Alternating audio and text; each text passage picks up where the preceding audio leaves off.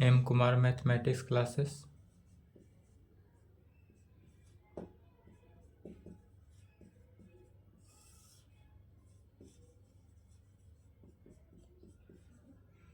Class 11th।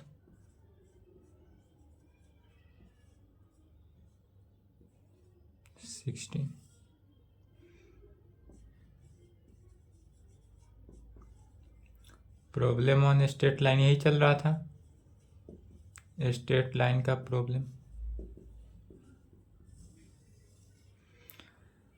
NCERT book से exercise 10.3 समाप्त हो चुका था। 10.2 समाप्त हुआ था, 10.3 देखते हैं। चलिए क्वेश्चन लिखेंगे। पहला क्वेश्चन कहता है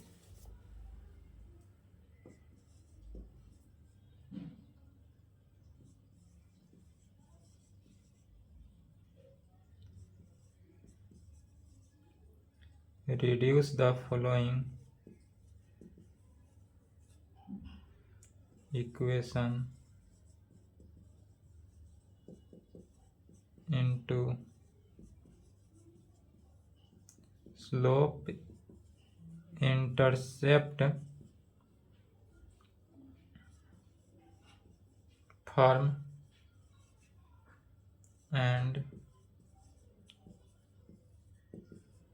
find their slopes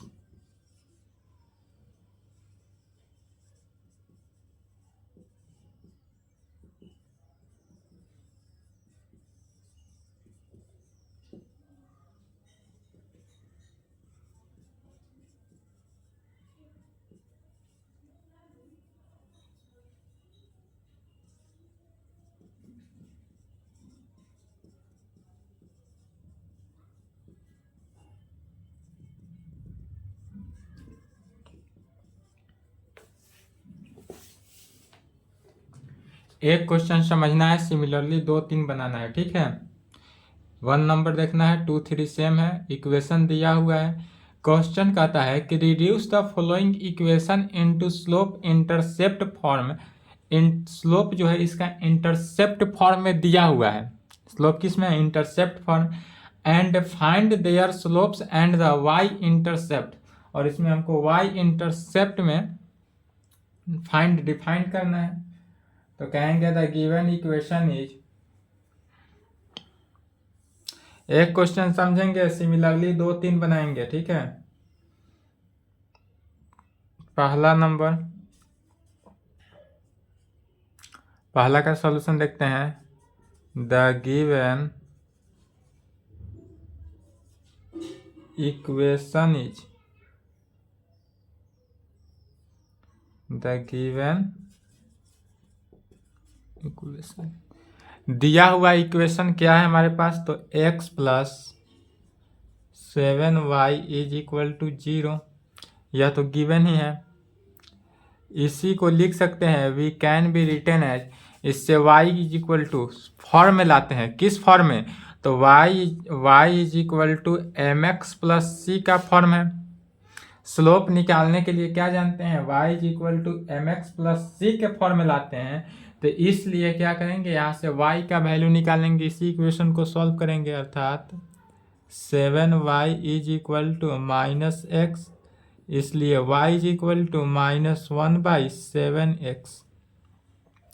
y का वैल्यू निकल गया -1/7x। c नहीं है तो +0 कर दिए। अब यह हो गया विच is in the form of, इसी को कहेंगे which is in the form of. और यह किस फॉर्म में है? तो y = mx + c के फॉर्म में आ गया। दूसरा नंबर में भी y = फॉर्म में लाएंगे। और तीसरा तो दिया हुआ ही है y = 0, तो इसमें स्लोप भी 0 हो जाएगा, c का वैल्यू भी 0 हो जाएगा। तो y = mx + c के फॉर्म में आ गया। इसलिए m स्लोप कितना हो गया? इसलिए देयरफॉर कहेंगे m = -1/7। m क्या होता है? x का कोफिशिएंट, से x का कोफिशिएंट लिखें। एंड c का वैल्यू कितना है? 0। तो एंड c = 0। तो इस कंडीशन से स्लोप भी निकल गया और c का वैल्यू भी निकल गया। तब कहेंगे यहाँ पर कुछ क्वेश्चन को देखेंगे इक्वेशन, तब यह जो कर रहा है इक्वेशन जो y is equal to m x plus c है, इसको 1 मान लेते हैं, इसको 2 मान लेते हैं। तब कहेंगे इक्वेशन 2 से, equation 2 in the slope intercept form है। यह जो है स्लोप इंटरसेप्ट फॉर्म है, किस फॉर्म में, स्लोप इंटरसेप्ट फॉर्म में लाना था तो स्लोप इंटरसेप्ट फॉर्म में ला दिए। तब कहेंगे from where the slope of y intercept, तब y इंटरसेप्ट का स्लोप, y इंटरसेप्ट का स्लोप निकालना है तो y इंटरसेप्ट का स्लोप जो होगा वह -1/7 एंड 0 रेस्पेक्टिवली। ठीक है, तो इसी को कहेंगे, चलिए यहाँ तक लिखेंगे। इसलिए equation second is in the slope intercept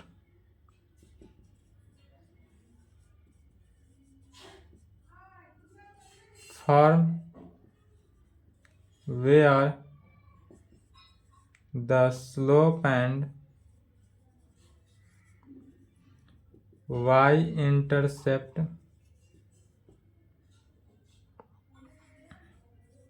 are -1/7 and 0 respectively। और यही आंसर हुआ, और यही क्या हो जाएगा, आंसर हो जाएगा। चलिए तो यहाँ तक लिखें, दूसरा नंबर बन जाएगा, तीसरा बन जाएगा, सेम है।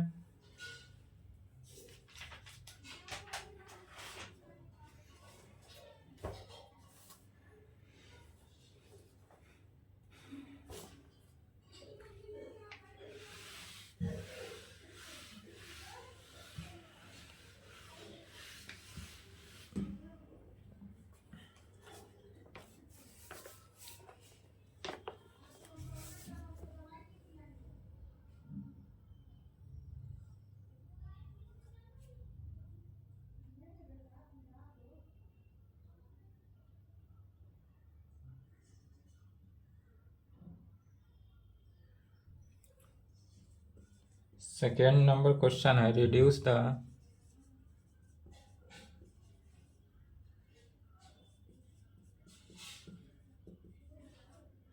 Following equations into intercept form, and किस फॉर्म होना चाहिए, intercept form, and find their intercept on the axis. पहला,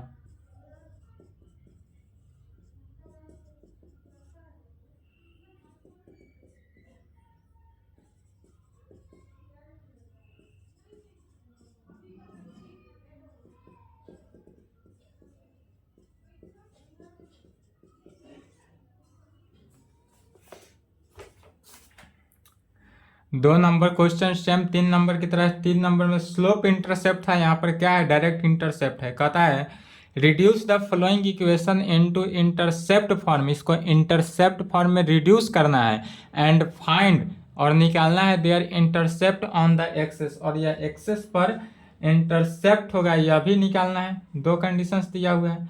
चलिए दूसरा का, इसमें भी 3 दिया हुआ है, एक को सॉल्व करेंगे, 2 इसी प्रकार सॉल्व होगा। सिमिलरली जैसे 1 नंबर सोल्व होगा उसी प्रकार 2 भी सोल्व होगा, 2 3 दोनों।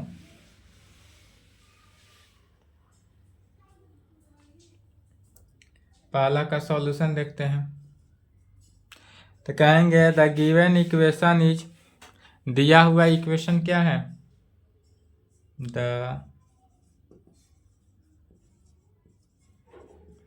गिवन इक्वेशन इज, दिया हुआ इक्वेशन है 3x + 2y - 12 is equal to 0।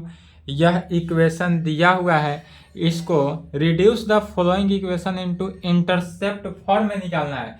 इसको किस फॉर्म में निकालना है, इंटरसेप्ट, फर्स्ट जो क्वेश्चन था उसमें स्लोप इंटरसेप्ट था तो y is equal to m x plus c के फॉर्म में निकाले थे। अब यहाँ पर डायरेक्ट इंटरसेप्ट फॉर्म है, तो इंटरसेप्ट फॉर्म क्या होता है, x by a plus y by b is equal to a के फॉर्म में। तो x by a plus y by b is equal to a के फॉर्म में लिखने हैं। तो कैसे लिखेंगे, इसको तो इक्वेशन 1 मान लेंगे। इसी को लिखना किस फॉर्म में है, तो x by a plus y by b is equal to 1 के फॉर्म में, यही इंटरसेप्ट फॉर्म होता है। अब इस फॉर्म में लिखने के लिए क्या करना है, तो x से डिवाइड करेंगे, पुनः y से डिवाइड करेंगे और इज इक्वल टू 1। तो 12 को क्या करेंगे, राइट साइड भेज दिए। 3x plus 2y is equal to क्या हो गया, 12। राइट साइड कितना लाना है, 1 लाना है, इसलिए 12 से क्या करेंगे, डिवाइड कर देंगे, dividing by 12 in both side. अब यहाँ पर क्या किए, 12 से जब डिवाइड किए तो ध्यान देंगे 3/12, 3/12 कितना हो जाएगा, 1/4, तो x/4 हो गया।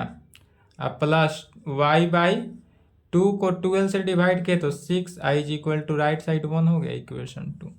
अब यह जो इक्वेशन आया वह x by a plus y by b is equal to 1 के फॉर्म में, which is in the form of y by a x by a, इसी को कहेंगे। दूसरा नंबर क्वेश्चन को भी इस प्रकार से इस फॉर्म में लाना है, तो क्या करेंगे, 6 से डिवाइड कर देंगे। तीसरा नंबर में भी फॉर्म में लाना है, तो फॉर्म में लाने के लिए क्या करेंगे, उधर भेजेंगे और y का कोफिशिएंट से डिवाइड कर देंगे, -2 से डिवाइड करेंगे, सॉरी इसमें 2 से डिवाइड करेंगे। राइट हैंड साइड के फॉर्म को 1 लाना है, यूनिटी लाना है, तो 1 लाने के लिए जितना भी राइट हैंड साइड रहे उतना से डिवाइड कर देते हैं। तब कहेंगे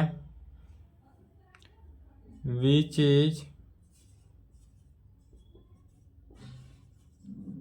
इन the form, which is in the form of, या किस फॉर्म में है, तो x by a plus y by b is equal to 1 के फॉर्म में है, वेयर जहां ए के जगह पर कितना है 4, तो where a is equal to 4 and b is equal to 6। या जो है which is in the form of, यह x by a plus y by b is equal to 1 के फॉर्म है, और यह जो होता है वह कैसा है, इंटरसेप्ट का इक्वेशन है। अब इसी में वेयर जहां a is equal to 4 and b is equal to 6, a और b का ही वैल्यू निकालना था, इसलिए कहेंगे इक्वेशन 2 से, equation 2 is the intercept form where the intercepts on the x-axis and y-axis are 4 and 6 respectively। क्या कहेंगे, इसलिए equation 2 is the intercept form, equation 2 जो हुआ वह इंटरसेप्ट फॉर्म में हुआ, where the intercepts on the x axis and y axis are 4 and 6 respectively, यही answer हुआ। सेकेंड एंड थर्ड सिमिलरली है, बन जाएगा। सेकेंड में 6 से डिवाइड करना है और थर्ड में 2 से डिवाइड करना है।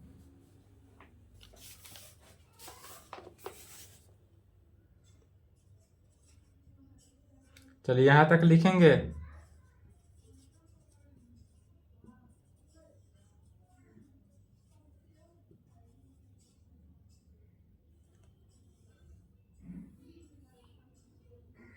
थर्ड क्वेश्चन अगर आपके पास है तो लिख लेंगे, नहीं है तो स्क्रीनशॉट ले लें।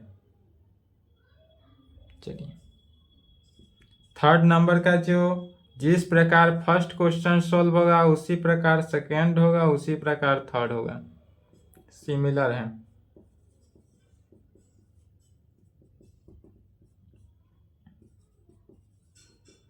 चलिए यहाँ तक लिखे तो वीडियो रोक उसके बाद मिटाएंगे।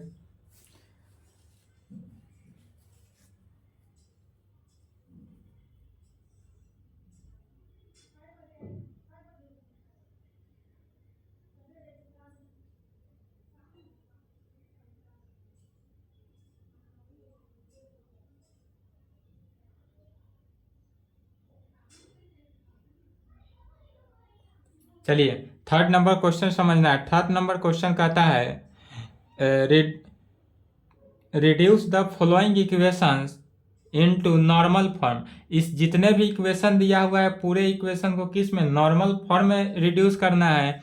Find their perpendicular distance from the origin and angle between perpendicular and the positive x axis में। तो इसको एक्स एक्सिस में और परपेंडिकुलर लाइन पर दिया हुआ है, इसको नॉर्मल फॉर्म में लाना है। किस फॉर्म में बदलना है, नॉर्मल फॉर्म। तो नॉर्मल फॉर्म में लाने के लिए नॉर्मल फॉर्म का इक्वेशन क्या जानते हैं, नॉर्मल फॉर्म का इक्वेशन होता है x cos alpha plus y sine alpha is equal to P.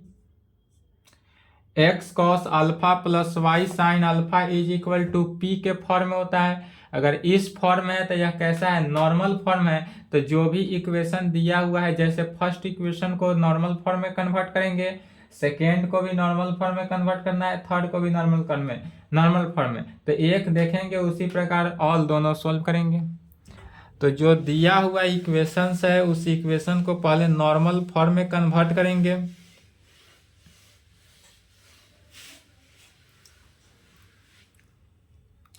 Third का सॉल्यूशन, पहला सॉल्यूशन करते हैं। कहता है कि द गिवन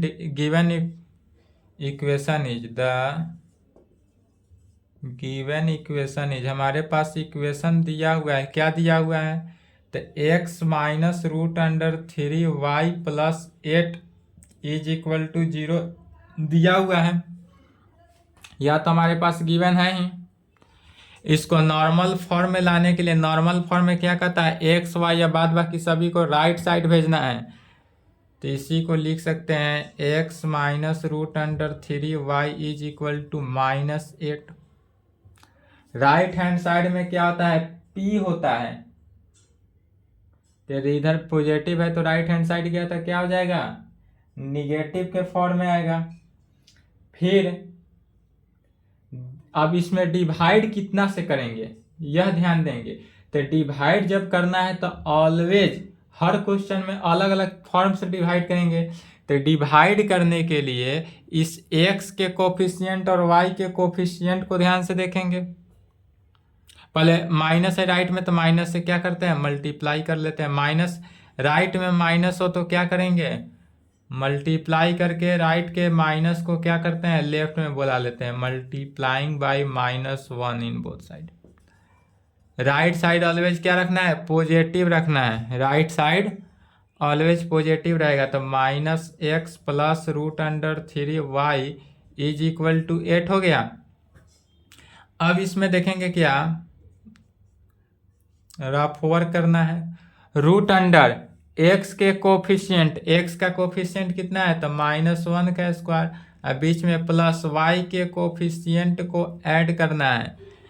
x के कोफिशिएंट का स्क्वायर प्लस y के कोफिशिएंट का स्क्वायर का रूट दे देंगे, और इसको सॉल्व करने पर जितना वैल्यू आएगा, रूट अंडर 2 है, रूट अंडर 3 है, जो वैल्यू आएगा उसी से क्या करना है, डिवाइड करना है।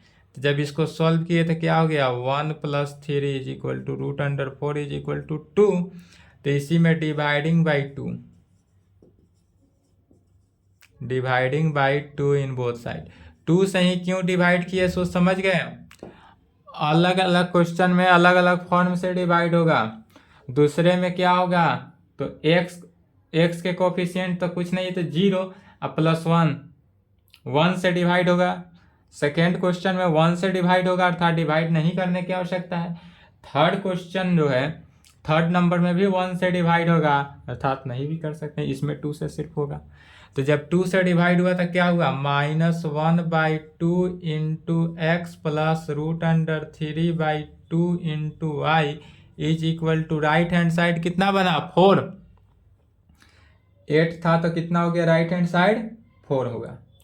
अब इसी को देखेंगे, दिस इम्प्लाइड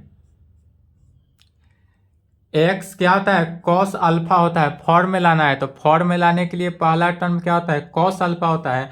तो कॉस किसका वैल्यू -1/2। तो सेकेंड क्वाड्रेंट में कॉस निगेटिव होता है, तो सेकेंड क्वाड्रेंट में कॉस 30 डिग्री का वैल्यू कॉस 60 डिग्री का वैल्यू cos 60 का वैल्यू 1/2 तो 180 माइनस 60 120 डिग्री, इसलिए यह किसका हुआ cos 60 डिग्री का, तो x into cos 120 degree, 180 minus 60 120, तो x cos 120 degree, cos 120 degree का वैल्यू -1/2 हुआ, और x पहला टर्म ऑलवेज cos लेंगे, क्यों लेंगे, क्योंकि यह फॉर्म नॉर्मल फॉर्म ही है। नॉर्मल फॉर्म क्या होता है, x cos alpha plus y sine alpha is equal to p form में होना चाहिए, p ऑलवेज पॉजिटिव होना चाहिए। प्लस y को पहले लिखेंगे √√3/2 साइन के फॉर्म में, तो साइन यह जो होता है वह साइन 60 डिग्री का भी वैल्यू होता है, बट ध्यान रहे जब पहला टर्म कॉस थीटा, थीटा की जगह पर एंगल जितना आएगा सेकेंड वाला का भी एंगल उतना ही लेंगे। 60 डिग्री का भी वैल्यू होता है √√3/2 एंड 120 डिग्री का भी वैल्यू होता है √√3/2, तो 120 डिग्री को ही लेंगे। ऑलवेज यह बात रखेंगे साइन 60 का भी वैल्यू √√3/2 और साइन 120 डिग्री का भी वैल्यू √√3/2, तो कौन सा वैल्यू लेंगे, तो जो पहला टर्म फर्स्ट में कॉस का जो एंगल होगा वही सेकेंड का एंगल लेना है, क्योंकि दोनों का अल्फा क्या होता है, इक्वल होता है। इज इक्वल टू क्या हो गया, 4 हो गया। चलिए इसको इक्वेशन सेकेंड मान लेंगे। अब कहेंगे which is in the form of, which is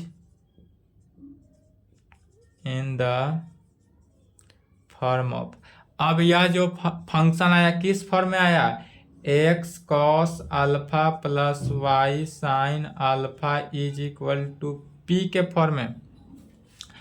x cos alpha plus y sine alpha is equal to p form में, और यह कैसा फॉर्म होता है, तो इज कॉल्ड नॉर्मल फॉर्म, और यह जो फॉर्म है यह नॉर्मल फॉर्म में आया। तो नॉर्मल फॉर्म में आया तो कहेंगे वेयर, जहाँ अल्फा का वैल्यू कॉस अल्फा, तो cos alpha is equal to cos 120 degree, तो अल्फा का वैल्यू कितना है, डायरेक्ट 120 डिग्री भी लिख सकते हैं, या इसको इक्वेशन थर्ड करके भी कंबाइन भी कर सकते हैं।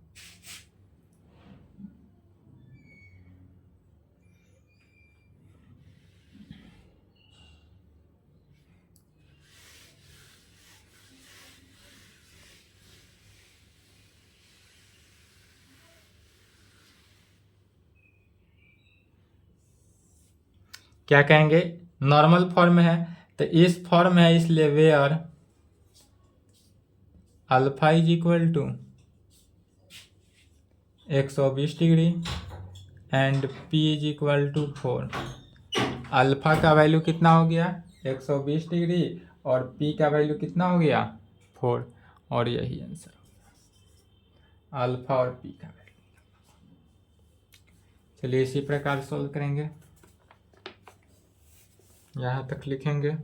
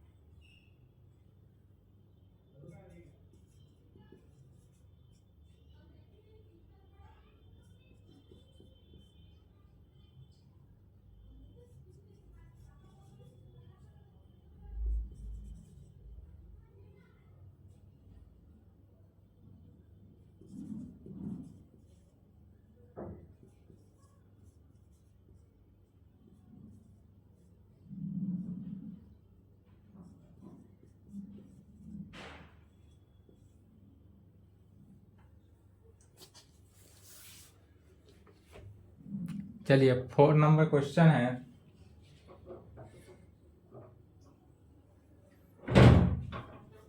क्वेश्चन कहता है find the distance of the point, एक पॉइंट दिया हुआ है -1 फ्रॉम द लाइन, और एक लाइन का इक्वेशन दिया हुआ है। यह लाइन के इक्वेशन को पहले सॉल्व करेंगे। लाइन का इक्वेशन दिया हुआ है और एक पॉइंट दिया हुआ है, तब इसका क्या करना है, डिस्टेंस निकालना है कि यह डिस्टेंस क्या होगा। कहेंगे द गिवन इक्वेशन इज दिया हुआ हमारे पास इक्वेशन जो है वह क्या है, 12 into x plus 6 is equal to 5 into y minus 2 में 12x प्लस 12×6 = 72।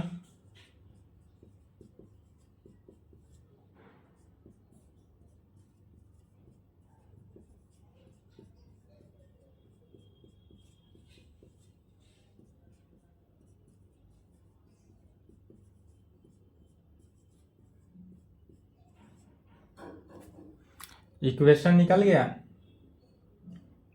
अब यह जो इक्वेशन निकला इसको इक्वेशन 1 मान लेते हैं।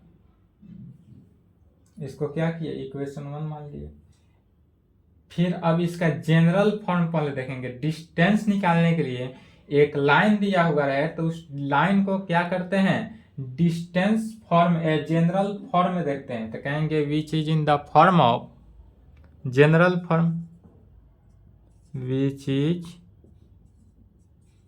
इन द फॉर्म ऑफ जनरल। यह जो फॉर्म आया वह कैसा आया, जनरल फॉर्म का इक्वेशन है। जनरल फॉर्म का इक्वेशन क्या होता है, ax plus b y plus c is equal to 0। General form का इक्वेशन क्या होता है, ax plus b y plus c is equal to 0। तो इस जनरल फॉर्म में आया। तब कहेंगे यहाँ से वेयर, अब a का वैल्यू कितना हुआ 12, b का वैल्यू -5 एंड c का वैल्यू 82। तो a b c का वैल्यू पहले निकाल लेंगे। इसलिए कहेंगे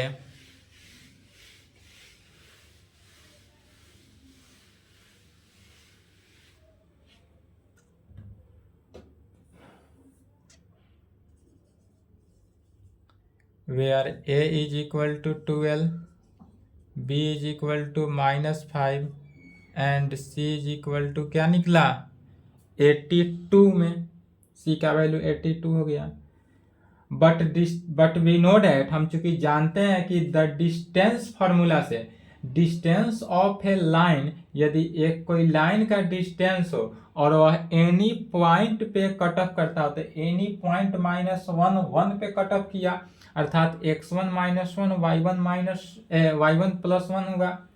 तो जब लाइन पर एनी लाइन का इक्वेशन क्या होता है, जब एनी जनरल फॉर्म के लाइन का इक्वेशन जब किसी पॉइंट पे कट ऑफ करता है तो उसके बीच का डिस्टेंस, या लास्ट क्लास में थ्योरेटिकल का लास्ट क्लास में नोट में लिखाए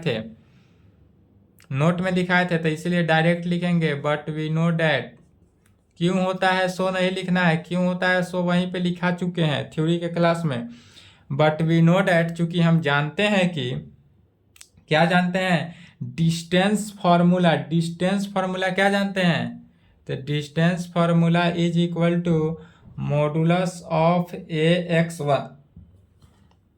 मॉडुलस ऑफ ax1, x1 क्या है, तो x1 y1 पॉइंट है, तो modulus of ax1 plus by1 plus c divided by root under a² plus b², a² plus b²। यह फॉर्मूला होता है, इसी पर वैल्यू को पुट करना है। चलिए मॉडुलस ऑफ a का वैल्यू कितना निकला 12 इंटू x1 का वैल्यू कितना है -1 प्लस b का वैल्यू -5, y1 का वैल्यू 1 प्लस c का value 82 divided by root under 12 का स्क्वायर प्लस -5 का square. Modulus of -12 -5 plus 82 divided by root under 144 plus 25।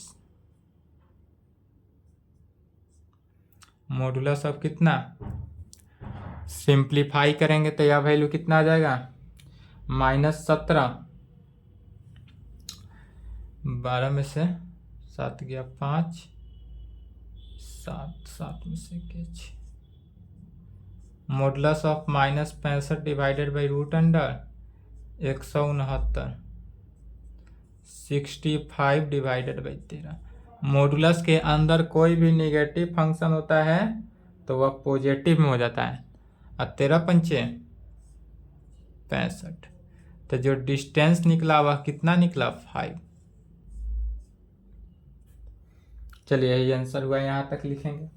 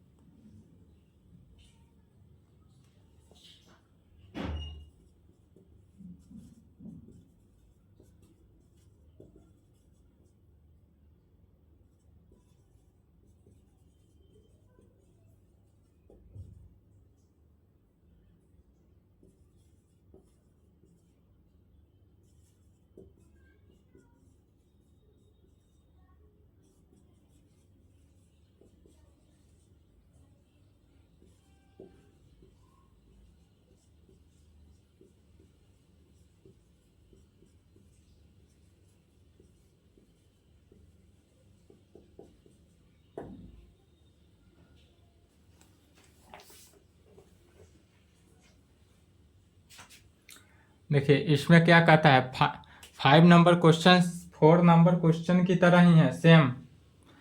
5 number में कहता है find the points on the x axis which distance from the line. Line से distance निकालना है, तो इस लाइन के इक्वेशन को क्या करना है, हिंट्स देखेंगे। x/3 + y/4 = 1 दिया है।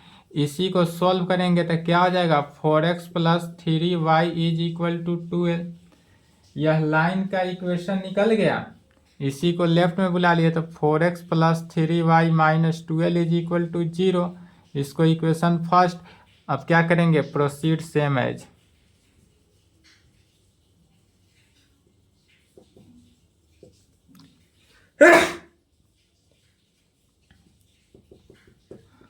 फोर नंबर क्वेश्चन जैसे है उसी प्रकार सोल्व हो जाएगा, सेम है।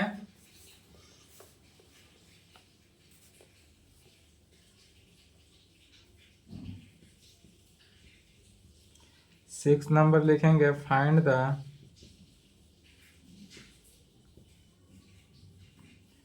डिस्टेंस बिटवीन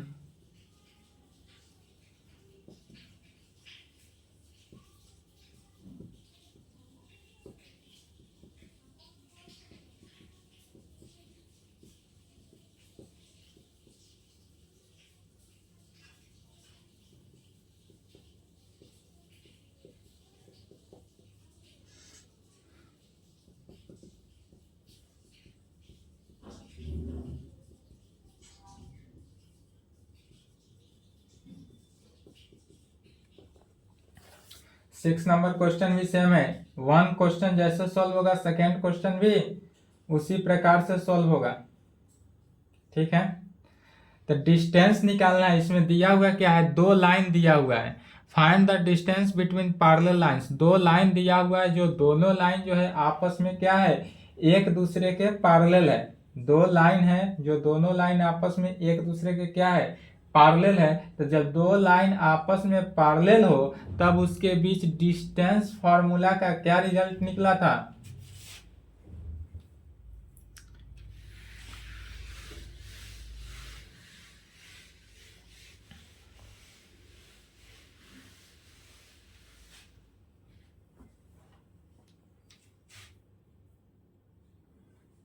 चलिए 6 का सॉल्यूशन देखते हैं।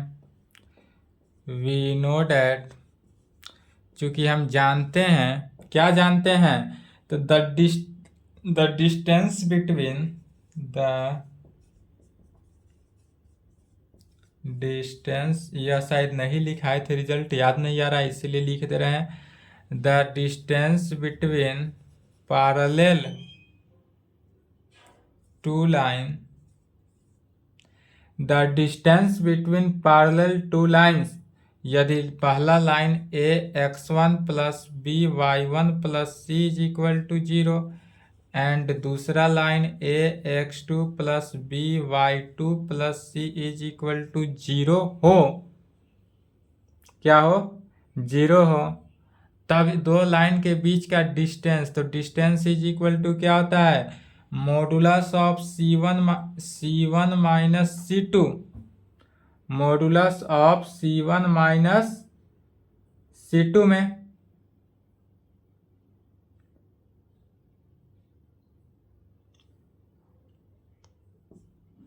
Divided by root under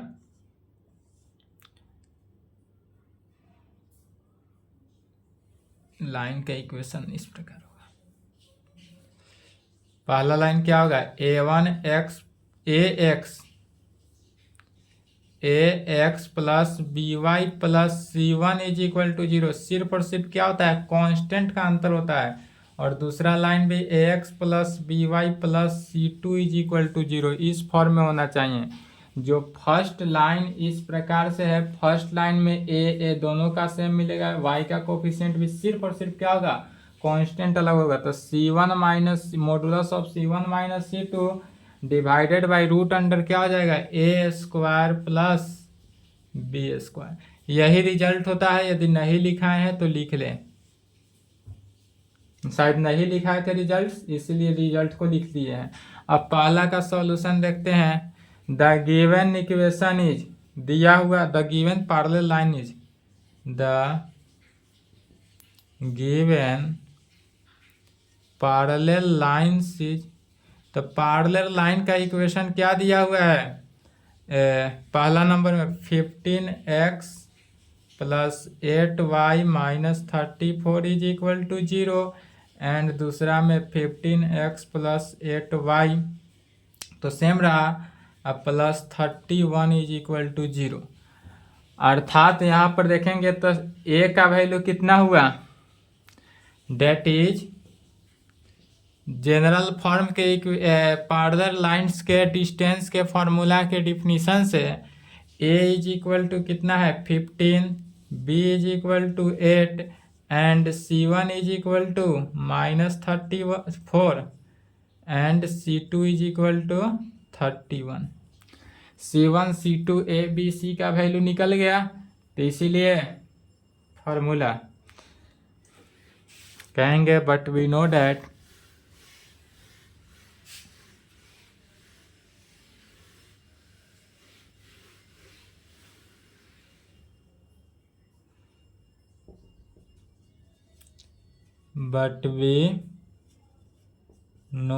but we know that क्या जानते हैं, d is equal to c modulus of C1 minus C2 divided by root under a square plus b square के form में, अर्थात मॉडुलस ऑफ C1 का value कितना है minus 34 minus C2 का value 31 divided by root under a square, तो a का value 15 का स्क्वायर प्लस 8 का स्क्वायर, मॉडुलस ऑफ कितना आ जाएगा 5 minus 65 divided by 225 plus 64। Modulus negative होता है तो क्या हो गया पॉजिटिव, रूट अंडर ऐड करेंगे तो कितना हो जाएगा 9, 289 और किसका स्क्वायर रूट होता है 17 का, तो 65 डिवाइडेड बाई 17, यही आंसर हो गया 65 divided by 17।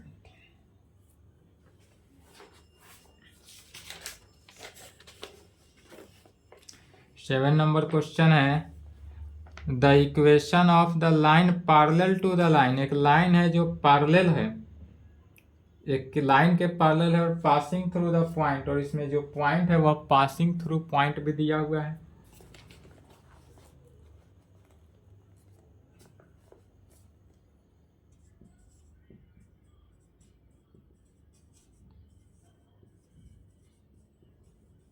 Find equation of the line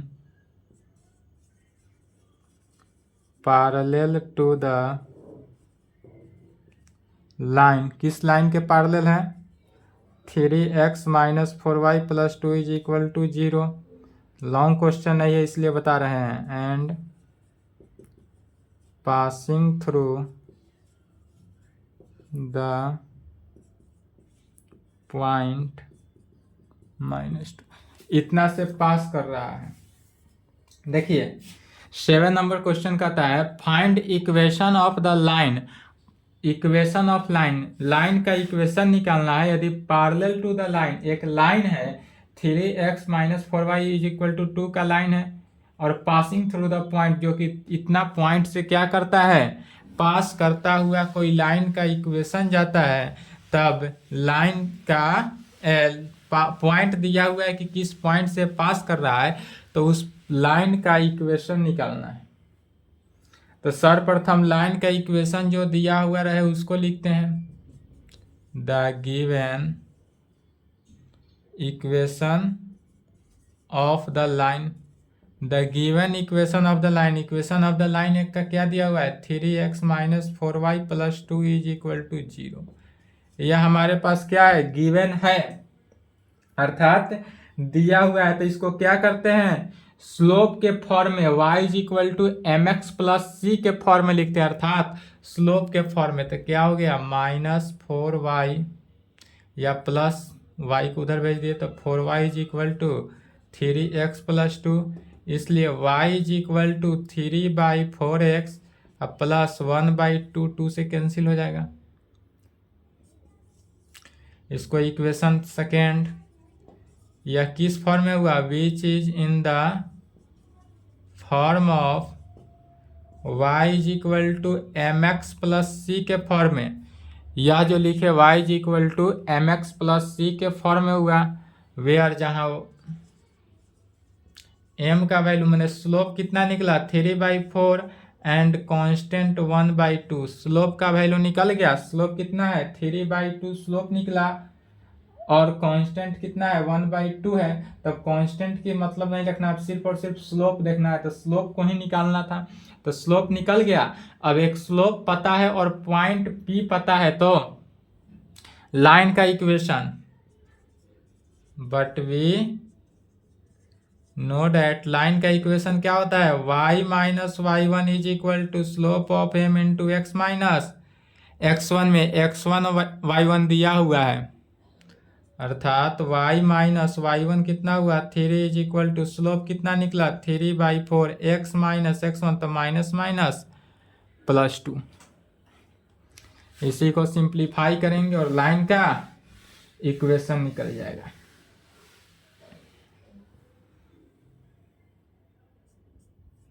अर्थात क्या हुआ, क्रॉस मल्टीप्लीकेशन, तो 4 into y minus 3 is equal to 3 into x plus 2।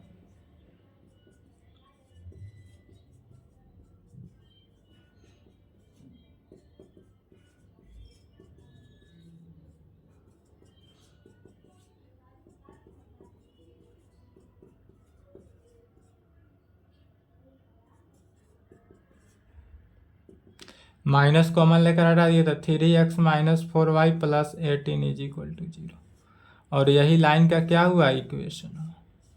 चलिए यही आंसर हुआ। यहाँ तक लिखे और आज के क्लास को यहीं पे संपन्न करते हैं। यहाँ तक कंप्लीट कर ले, इसके आगे नेक्स्ट क्लास में एक क्लास और लगेगा, उसके बाद यह समाप्त हो जाएगा, उसके बाद आपको छुट्टी भी मिल जाएगी।